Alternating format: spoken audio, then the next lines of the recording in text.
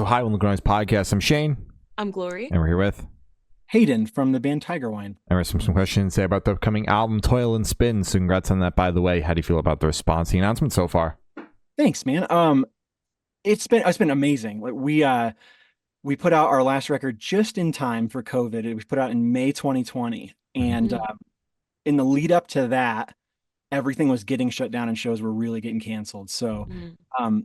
we just kind of like, and three of us had kids since then too. So Yeah. haven't done much. Haven't really been, like doing it as hard. Like we were going really, really hard for a Mhm. while there and traveling a whole ton. And COVID like forced us to chill for a second. And yeah, like I said, three of us are dads. And so to kind of come back and throw something out there and hope for the best, it's been, I mean, for anyone to care at all has been unreal. It's super, super cool. And like the love has been so cool. And like the homies have really like come out of the woodwork too. So super cool. It's like a great excuse to just like hear from a lot of people that you love too. So Yeah.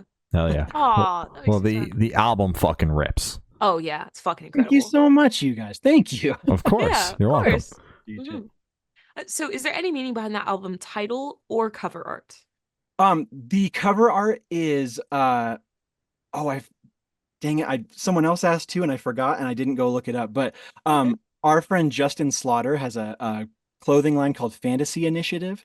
Mhm. And we're gonna do like some, by the time this comes out, it probably will be uh public. So we're gonna do some like merch stuff with him, and he's gonna do some cool designs and some like collab stuff on his Instagram. Mhm. Um, which is super cool. I just came alongside us and was like wanted to do something like that. And so we were over the moon. Yeah. And he also offered to just handle literally all the creative direction, which rules because we like suck so much at that.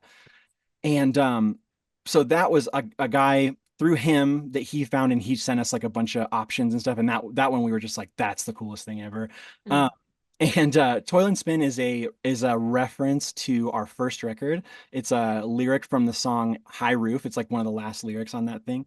And so uh how do I not talk for 30 minutes about this? Okay.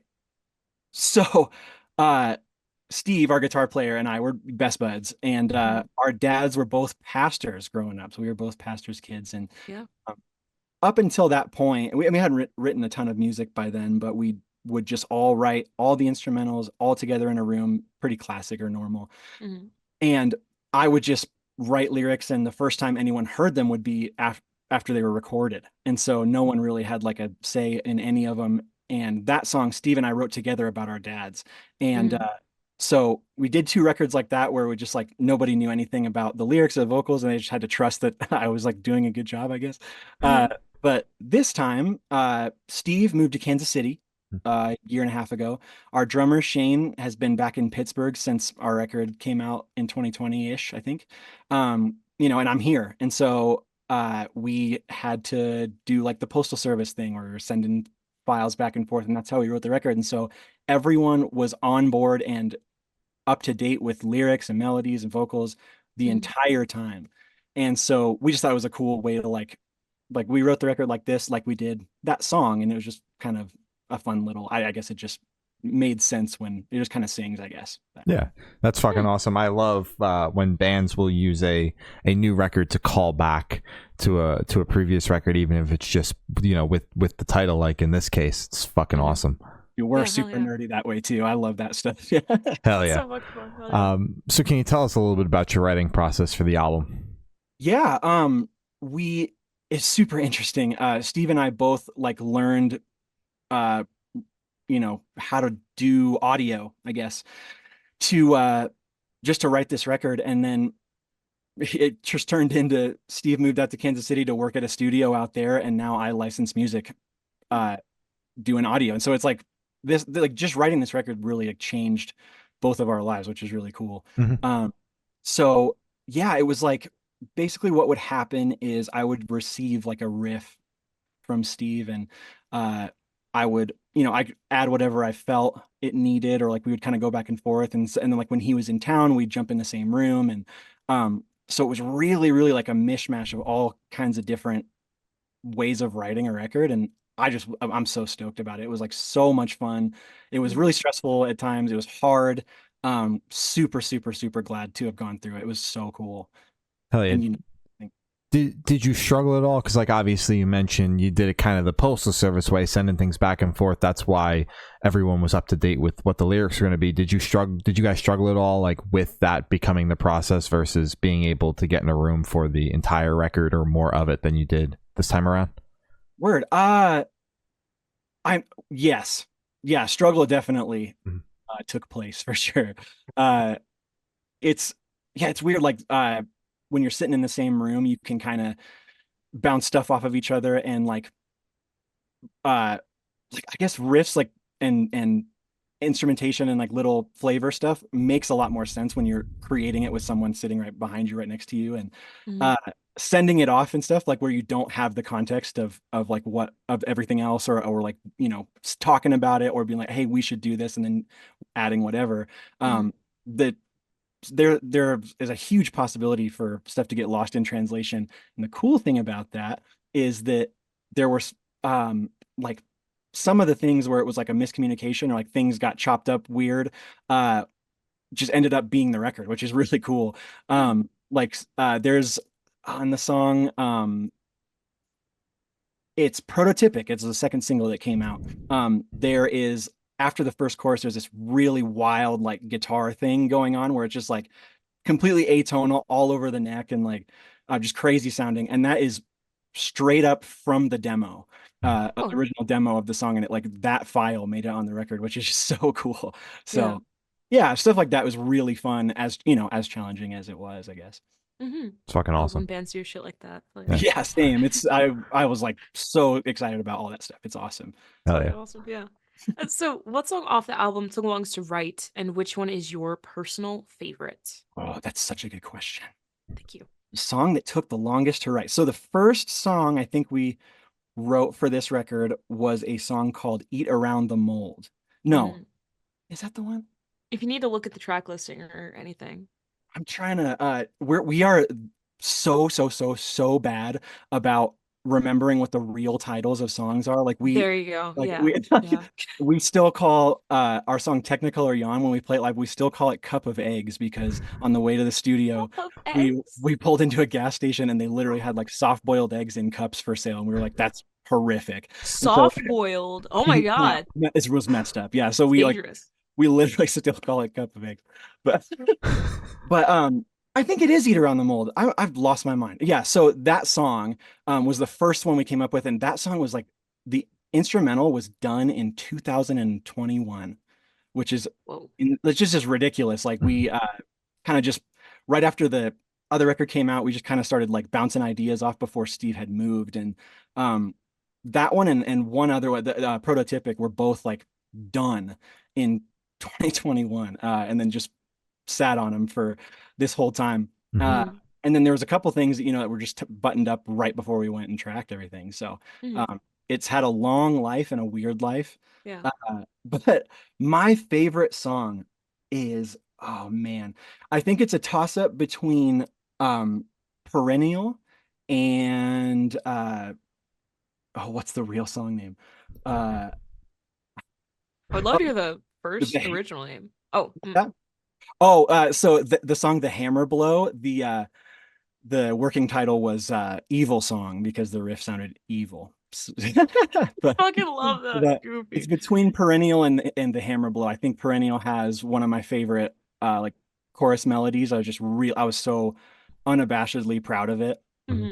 And Hammer Blow is so much fun, and it just like is 100 miles an hour the whole time, and it's just so much fun to play and all that stuff. Fuck yeah. Hell Evil yeah. song. Yeah, evil song, dude. So Yeah. fucking awesome. So how'd the track list for your album come about? Did you guys write the opener be the opener, close be a closer, shuffle around to see it fits? What was that process like? That's always a right at the end thing for us usually. Like Mhm. we just kind of um it would be so cool to be able to be like, I have this concept and it Mhm. goes here and here and here, and here's all the songs, and I know exactly what order they're going to be in. We wrote the song Toil and Spin knowing that it was going to be the closer. I think other than that, and then we wrote, and then Perennial was the opener Mhm. always, I think. other than that, the day before we sent it off to get mastered, which the coolest thing ever, like a big hero of ours, Will Yip, mastered Goddamn. the record, which is so awesome. And it was just the way it came about was just so cool, and I could talk about it all day. But the day before we sent it off to get mastered, we were just like, oh shit, we gotta figure out what order these songs are in. So Yeah. yeah, that was like right up to the end. We procrastinated on that. Yeah. Now I'm curious to hear how Will Yip got involved. Yeah, our friend Jeremy, who he manages B24 Studios in Kansas City, Mhm. he a mentor of his was a connection there, and he was just like, hey, I think this would be a cool thing for him to work on, and they just felt like it would be a good fit. And like a badge of honor I will always take with me is that like we got a message from that guy saying, hey, Will told me to tell you guys that he likes the record. I was like, that's so sick. That's Oh, like the shit. best thing ever. Yeah. That's fucking Yeah. awesome. Hell yeah. Yeah. God. Super, super cool. It's like just such a dream come true, honestly. Like he's just a legend. Yeah. Oh, for Absolutely. sure. Yeah. So, would you be able to tell us where your headspace is at while you're creating this record? Dude, that's a good one. I all of the lyrics on this record are kind of about then I'm gonna make this sound lame, but they're like kind of about circles and like cycles and things revolving and uh systems kind of just like coming back around and the same thing happening over and over. And um I was like during the pandemic, I kind of just like uh my entire worldview kind of changed, and I Mm-hmm. let go of some things that I didn't even realize that I was carrying, and I Mm-hmm. um just kind of completely changed the way that I like make sense of the world around me, for lack of a better, more interesting way to say that. Yeah. But I was like, you know, losing a lot of sleep. I was really, really anxious. I was freaking out, and just didn't know how to make sense of anything. And my wife, who's incredible, was just like so wonderful and helped me like figure stuff out and find and like come to the conclusion that when like and get seen and find out that I have like 10 out of 10 ADHD, and I have for my whole life, and I had Mhm. no idea. Yeah. And so it's super interesting. Like I was there's like a grieving process for younger you, I think, when Mm-hmm. something like that happens, and you're just like, wow, there's so much stuff that happened that if I'd have known about this, I could have set things up differently, or you know uh not gotten myself into certain situations, knowing, if you know that it's going to be a problem, or if you're going to, Mm-hmm. go into an episode or something, and you Mhm. know you have ADHD, it's a lot easier to Yeah. like, not find yourself in a situation where you're gonna, you know, not be able to think straight. And Mm-hmm. so just looking back on like your whole life when something like that gets found out is like, damn, there's a ton of stuff that could have gone so different. And like you feel bad, you also like forgive yourself and stuff. So there's a lot Mm-hmm. of stuff like that. So I just like kind of just was discovering I guess a new way to view everything. So Hmm. which I mean it sounds so broad and vague, I guess, but Oh, it's completely Yeah, fair. yeah. Yeah. That's definitely got to take a toll. Like, realizing later on in life that you're like, oh shit, there was something I could have done about all those times that I felt this way or that Mm-hmm. way. But I'm glad that you were able to kind of figure that out sooner rather than later. oh, Yeah. totally. Oh yeah, for sure. Absolutely.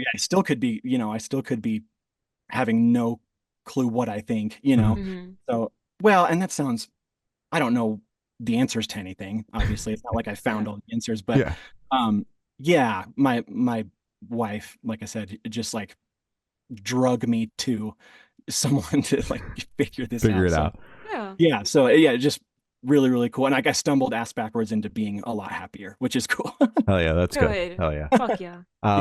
So how do you recommend your fans to listen to this album for the first time? Should you do it in the car with friends and talk with headphones on? Is work an album party album? What do you personally recommend? That's a sick question. Thank you. Thank you. I we are like big like dorks and like very like, oh, like gotta listen to, you know sit down and really take it in and blah blah blah. But I think it could go any way you want. I think there are moments that sitting with friends, like hopefully that there would be big moments where like, you kind of look at each other and you're like, whoa, Yeah. like we did when we were, writing them, or, my friend Steve writes some stupid cool riffs, and like I think it would be super fun to listen with somebody, but also I think there are really fun moments to listen to just by yourself, and little we did, having all the time that we had, there's a ton of little like ear candy and stuff that you won't notice the first time but you will the next time, which was something we always love about our favorite bands. And yeah, touring a ton and putting out records super regularly, we just didn't worry about that in albums past, and this one we just like were afforded the opportunity to do it. So yeah, so there you go. Let me just not answer the question. I think you could do both. I think it's accessible enough to go either way. Yeah, Yeah. makes sense. Wonderful. So this one should be super, super quick off the top of your head. I want you to describe this album for new listeners in 3 words. No more, no less. I don't know why, but fun is the first word I think of. Okay. Fun, Fun. heavy, Mm-hmm. new. Ooh, Yeah. yeah. It's such a turn of a page for us. Yeah, new. Fun, Hell heavy. yeah. Good. That's Wonderful. good. So in that same train of thought, is there a certain feeling or emotion you want listeners to have while going through the album? Man, dang, I haven't thought about that. That's awesome. Oh yeah. I think that if you've ever gone through just being super, super, super confused, Mhm. and making peace with that, I think a lot of this record is in that space. So, that would be a really great lens to go through it with, is that's right where I was, and it's kind of where we all were, is just going through huge, huge, huge changes, and just making peace with the fact that like you just can't have it all together and have the answers and know what the hell's going on. So yeah. Huh. Heard. Oh All yeah. right. Yeah. And are you able to touch on any particularly challenging or standout moments during the creation of this album, positive or negative? Okay. Mhm. Recording guitars was crazy. I only had one part that I played. I usually, live I always, would play guitar, but Mhm. I wasn't able to get off work and come out and do any of the guitars. So we had to like ships in the night. Shane, our drummer, and I kind of left, and I arrived to like for the last couple of days of guitars and to start vocals. And Steve was out there for literally everything and was just away from home for like 5 weeks, Damn. Damn. something like that, which is just nuts. And Mhm. so when I showed up in Lincoln, because Jeremy, before he worked in Kansas City, had a studio in Lincoln, Nebraska. And so when I showed up in Lincoln, it was like he was just shredded. And so it was just like trying to pick up things where I could. Mhm. And then he sat in on every vocal session, which I was so pumped about. Mhm. And so, yeah, it was, I mean, it's challenging putting it all together yourself and learning how to like demo and stuff like that. And then, arriving to track it all. And you're like having to trust this little thing you made, entrust this thing that you made to somebody else. And Mhm. like, we've never sat with a group of songs for this long. And so I think that was a really tough thing Yeah. to have to, not have to, but to decide to take, um, pointers and tips and changes from someone else when you've just been sitting with this thing for so long. We call it demoitis, Mhm. Oh where yeah, that when it lines. doesn't, yeah, when it doesn't sound like the demo, it's there's a tendency to be like, oh, this sucks now. And Mhm. so yeah, it was a weird way to make a record. It was fun but weird. Oh yeah. Love it. Fuck yeah. So for this question, I want you to picture you're on tour, you're at a gas station for a rest stop. What is your snack of choice? Oh, my snack of choice. I love it's my wife like thinks it's gross, but I love like those cheese Ritz bits. Those are unreal. That's like where it's like the fake cheese that you could like bounce Oh off the, yeah. yeah, Yeah. it's unreal. Yeah. I know what you're talking about. Yeah. Yeah, Yeah. those, I'm a huge Gatorade guy. I'm a huge Mhm. sunflower seeds guy. Mhm. Uh, yeah, baby. Solid. Fuck yeah. Solid Oh fucking yeah. course. Yeah. And on the topic of food, if the band was a dish, what dish would the band be and why? Oh, wow. Mm-hmm. The band would be a jar of pickles, I think. Oh, Yeah. what type though? Are we talking like bread and Oh, butter? the Like, the uh the ones that are like come in on a refrigerated truck and are never not refrigerated, and they're like yeah. big huge halves that are like Mm-hmm. just insane. Like the sodium levels are unreal. Oh yeah. Yeah, Solid. that's what I'm about. Yeah. A good ass pickle. Yeah. If Mm-hmm. the sodium levels aren't making like eye bags under my eyes as I'm eating it, it's not salty enough. Over with. Yeah. Yeah. Yeah, don't even think about it. Yeah, fuck that. And for the last couple questions, we're going to shift completely away from music and go straight to death row. Boom. So if you're on death row, what would your last meal be with a drink? Dude, super basic tomato soup, grilled cheese. It's over. Fuck yeah. That's what I'm into. Yeah. Mm-hmm. Oh yeah. What are you And then- drinking? Yeah, What am I drinking? If they would allow it, I would drink Goat Patch Hazy IPA. It's Goat Patch is a brewery here in Colorado Springs, and that's the last beer you'll ever need, dude. It's so good. Solid. Take your word Fuck for yeah. it. Yeah. And if you could live in one fictional world for a week, where would you live? Oh, Dune. Dune? Fuck yeah, that's with the little Dude. sandworms, right? Yeah, 100%. Yep. Absolutely. Like my parents were obsessed with it growing up, and I was always like, I thought it was cool, and I like attempted to read the books like 10 times as a kid, and Yeah. Me too. It never fucking worked. Yeah. Yeah. I gotta revisit those. They look. I've heard from like a lot of people that the books are better than the movie, and I'm like, yeah, No, sure. yeah. Movies are Sure. badass, but yeah, the books rule. They're sick. Yeah, gotta get them. And now I've done of asking the last question. Every single person I've spoken to have said that it is the most important question. What's your favorite color? I am colorblind as a bat. I don't know.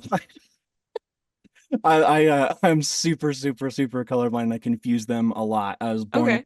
without all the cones in my eyes, so the one I can see the best is like a deep red. I can always Ooh, tell what it is, but just about everything else I'll confuse green for brown or pink or purple for blue, all kinds of stuff all the time. Silly.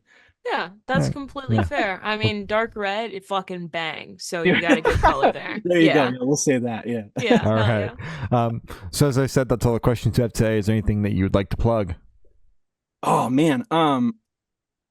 This one is so interesting. We're just all old guys now, and we're just like taking it as it comes. So yeah, there's 2 singles out if you don't know. We're super excited to get the rest of it out. It's going to be out October 25th. Yeah, I kind of just stoked for everybody to hear it. I think is where we're at. We're just really content and grateful, I think. Hell yeah, love it. Wonderful. All right. Well, thank you. It's been Hayden from Tigerwine, and we have been the Good Noise Podcast.